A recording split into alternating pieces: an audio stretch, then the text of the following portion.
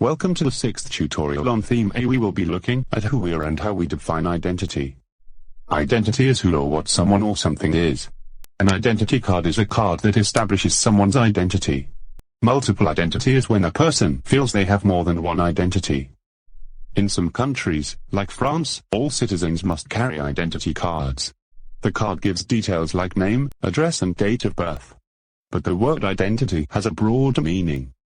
The identity of a person is a combination of where they come from and the influences on their life. Your identity develops and changes as you develop and change. An ID card can't include all the information that makes you who you are, but some governments like them because it means that people can be identified easily. Can you think of which factors define someone's identity? Some of these questions can help a person define their identity. Most people feel as though they have multiple identities. For example, someone may be English, black and Christian. In the exam you might be asked to explain, with examples, how someone can have a multiple identity. We go together like ram ram ram, ding ding ding ding dong, remember forever as you